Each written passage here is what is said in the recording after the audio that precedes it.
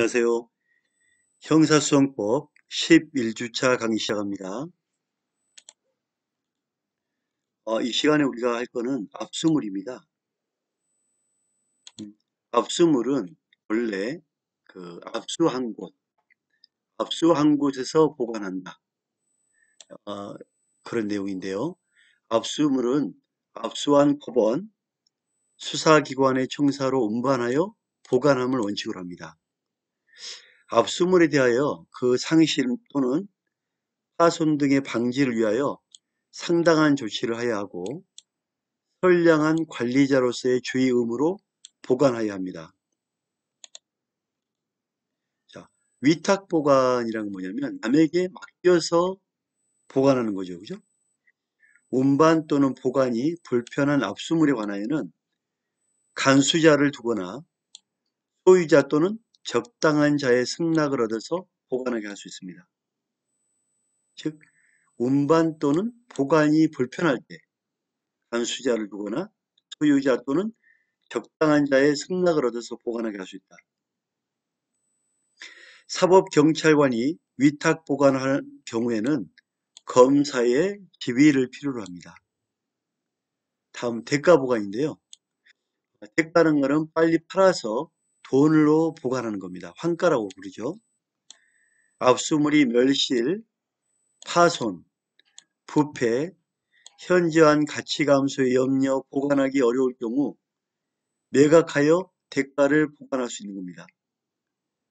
특히 몰수하여야 할 압수물, 즉 몰수하여야 할 압수물은 마약 등등이죠. 필요적 몰수이거나 임의적 몰수, 몰수란 건 어쨌든 간에 타당하지 않는 그런 거를 뺏는 건데요. 환부 대상 압수물로서 또 하나 환부 대상, 돌려줘야 될 압수물, 환부받을 자가 알 수 없거나 소재 불명인 경우 오토바이나 자동차, 번호판이 없는 오토바이라든지 소유자가 분명한 자동차라든지 이런 경우에는 환가라는데 특히 이제 마약 같은 경우에는 팔고 이런 거 할 수 없잖아요. 이거는 어, 폐, 폐기 처분해야 되겠죠. 그죠? 마약이라든지 이런 건 폐기 처분해야 됩니다. 하지만 그렇지 않은 사용할 수 있는 뭐 과일이라든지 물건이라든지 이런 경우에는 환가 처분이 가능하다 이렇게 보시면 되겠습니다.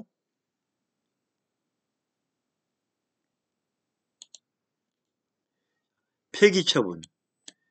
방금 전에 폐기한 경우에는 뭐 몰수라든지 인정이 안 될 수 있는 위험한 이런 거, 위험 발생할 수 있는 압수물이라든지 그다음에 법령상 생산이라든지 제조, 소지, 소유 또는 유통이 금지된 압수물, 또 부패 염려가 있거나 보관하기 어려운 압수물은 특히 보관하기 어려운 압수물 중에 소유자 등 권한 있는 자의 동의를 필요로 합니다. 그래서 어찌됐든 간에 마약, 위험한 것 이런 거는 폐기할 수 있다 이렇게 보시면 됩니다. 폐기해야 되겠죠? 가한부란 거는 돌려주는 겁니다.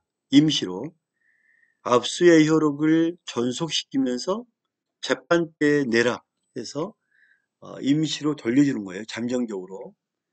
압수물은 소유자, 소지자, 보관자 등에게 잠정적으로 환부하는 제도인데 압수를 계속할 필요가 있다고 인정되는 압수물일지라도 증거에 사용할 제출할 압수물은 가한부할 수 있다. 즉 생계 유지를 위해서 이게 없으면 안 된다. 꼭 필요할 경우에는 그때까지는 돌려줄 수 있다.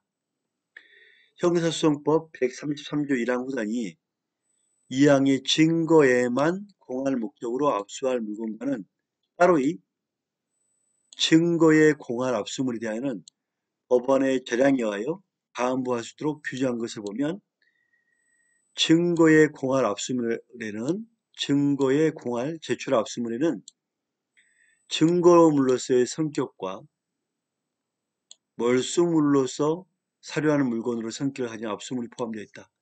이게 무슨 말이냐면 어, 증거물 중에 A가 있단 말이에요. A. 그 다음에 B 압수물이 있어요.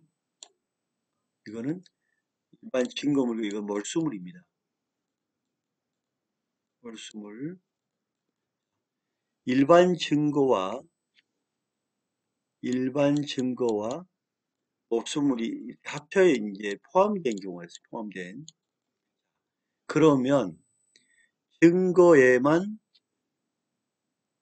증거의 공할 압수물. A라는 증거의 공할 압수물은 다 포함되겠죠? 그죠? 그러니까 A 압수물과 B 압수물이 이렇게 겹치는 경우가 있어요.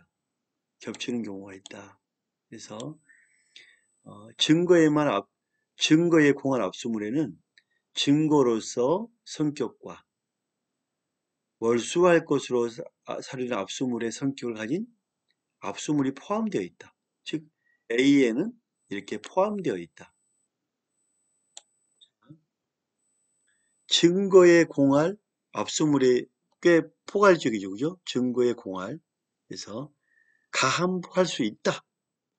가함부할 수 있다. 즉 이런 경우에는 필요에 따라서 돌려줬다가 재판할 때 다시 제출해라. 이게 증거의 공할, 제출 압수물 전부 포함이 되겠죠. 꼭 기억해야 됩니다. 자, 근데 환부는 원래 증거물 환부는 받은 자에게 제출한 자에게 돌려줘야 되겠죠.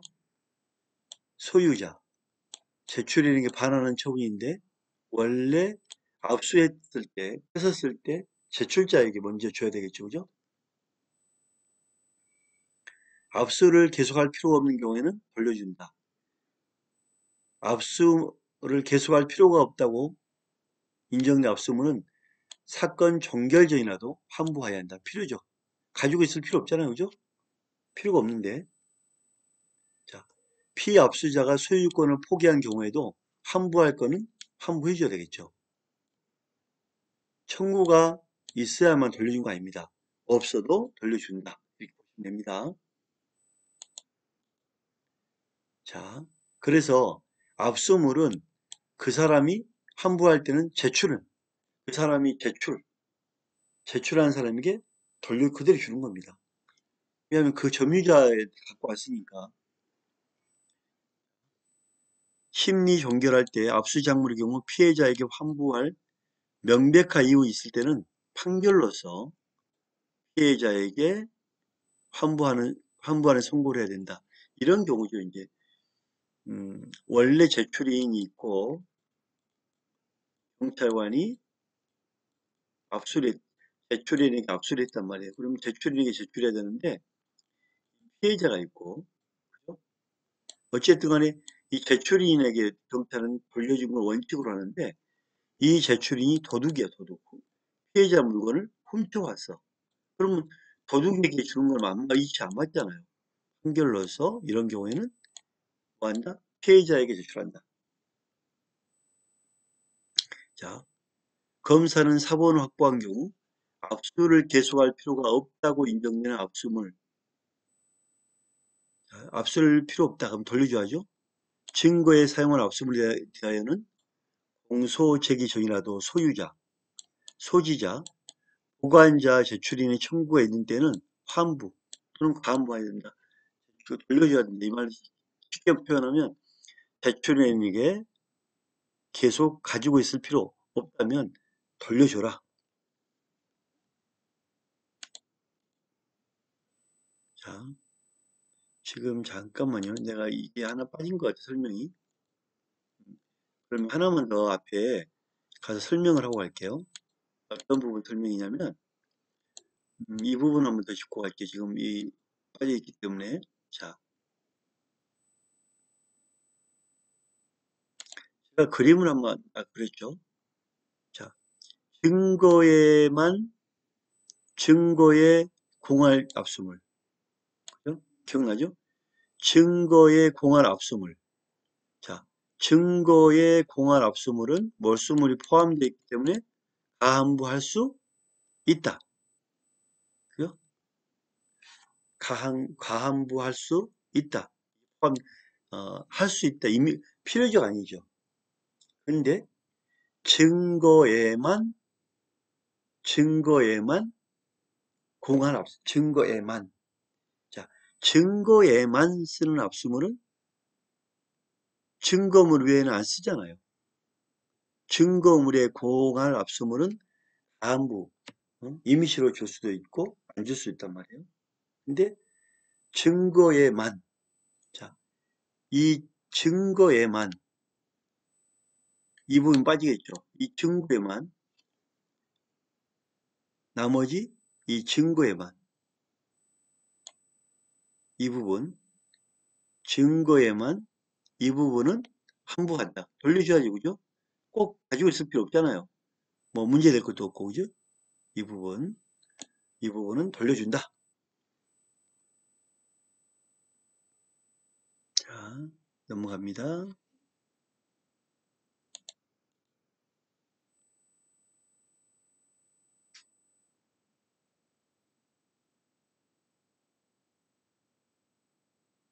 압수물은 이제 그 중요한 부분만 이해하면 그렇게 어렵지 않아요. 제출인 함부 원칙, 그 증거에 제출할 거는 가함부할 수 있다. 증거에만 할 때는 함부할 수 있다. 함부해야 한다. 이렇게 이해하면 될 것 같고요. 제출인에게 함부한다. 그죠? 제출인에게 함부한다. 그러나 제출인이 도둑이다. 그러면 누구에게? 피해자에게 재판으로 함부한다. 이 부분 기억하시고, 체내 검사. 우리 몸에 있는 거를 검사한다. 우리 몸에 있는 거를 꺼낼 때는 꺼내려면 그냥 보는 거는 검증 영장이겠지만 꺼내서 받으려면 압수수색이겠죠. 압수수색. 꺼내서 받는다.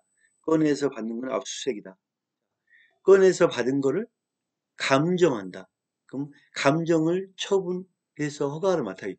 이 감정이 뭔지 처분 허가증이 또 있어야겠죠. 그죠? 그렇게 간단히 이해하면 됩니다. 자, 체내 검사. 신체 내부에 대한 검사를 말한다. 인간의 존엄성을 침해할 위험성이 있으므로 엄격히 제한합니다. 우리 몸에 뭘 꺼낸 거는 위험한 일이죠. 엄격히 제한해야 되겠죠. 반드시 강제 수사에 꺼내기 때문에 강제성이잖아요. 그래서 영장이 있어야 돼요. 그냥 검증하는 거는 검증 영장만 있으면 되겠지. 보는 것만. 하지만 수색하고 뺏는 것, 이거는 압수수색 영장이 있어야 돼요. 체내 수색은 압수하고 수색하는 영장이 있어야 되겠죠. 그죠? 압수수색 영장. 그 다음에 강제로 받았다면 이거를 감정해야죠. 감정 처분 허가증이 필요하다. 뭐 국가원이라든지 감정을 시킨단 말이에요. 감정 처분 허가증이 필요하다. 그래서 우리 몸에 있는 걸 그냥 본다 하면 검증영장이지만 이거를 뺏는다. 압수수색한다. 그다음에 압수수색한 거를 감정을 맡겨야죠. 감정 허가장으로 감정을 보내면 됩니다. 생각할 필요 없어요. 자, 감정 위촉. 감정은 특별한 전문 지식이 있는 자가 그 전문 지식을 적용하여 일정한 사실 판단하는 것을 말합니다. 검사 또는 사법경찰관은 수사에 필요할 때는 감정, 뭐 전문가에게 이거 좀 봐주세요. 감정 보내잖아요. 뭐 진짜 보석이 맞는지 감정을 보냅니다. 그러니까 전문가에게 감정서를 받으면 되는 거예요.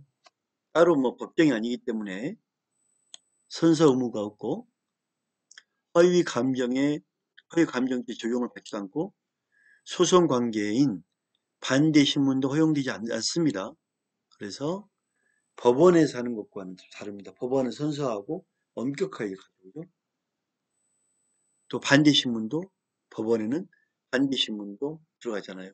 판사가 있으면 검사가 있고 또 검사가 있으면 변호사가 있고 서로 대등한 관계에서 하기 때문에 반대심이 있겠죠, 법원에는. 하지만 법원이 아니고 수사상이기 때문에 감정의 어떤 반대심은 없다.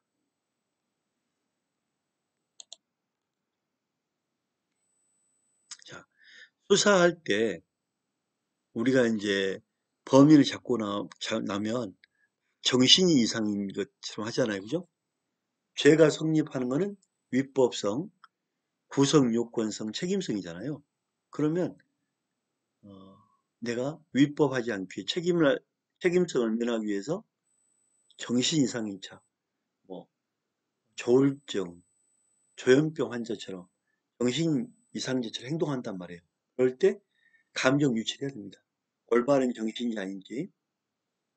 자, 피의자의 정신, 신체를 감정하기 위하여 일정 기간 동안 병원, 기타 적당한 장소에 피의자를 유치하는 강제적으로 말한다.